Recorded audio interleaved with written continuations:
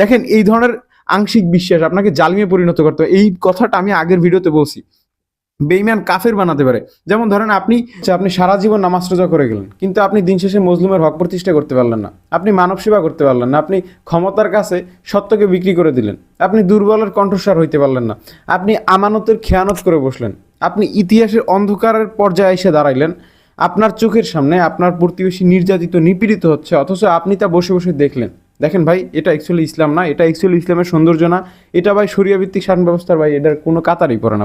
ফখরুল সাহেব নিজেই বলেন আমরা শরিয়া ভিত্তিক শাসন ব্যবস্থা চাই না। আরে ভাই, আল্লাহর জমিনে আপনি আল্লাহর আইন চাইবেন না তো আপনি কি চাইবেন?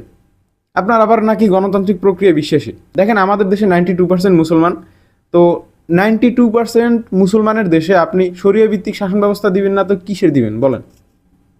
এটা কোনো কিছু হইলো বলেন? একটা জিনিস মাথায় রাখবেন, আল্লাহ হচ্ছে বালু পরিমাণ ভুলের হিসাব নেবেন, তাইলে আপনি কোন জায়গা থেকে পার পাবেন বলেন?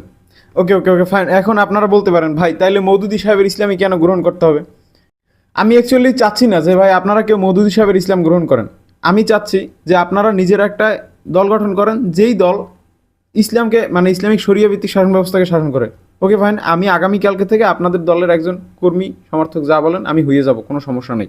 এখন আপনি একজন মুসলমান হিসেবে আপনি কেন শরিয়া ভিত্তিক শাসন ব্যবস্থাকে চাইবেন না? এটা যাই হোক, এটা আপনার পার্সোনাল ম্যাটার, আপনি কি চাইবেন কি চাইবেন না। আমি আমার কথাটা বললাম আর কি, ঠিক আছে?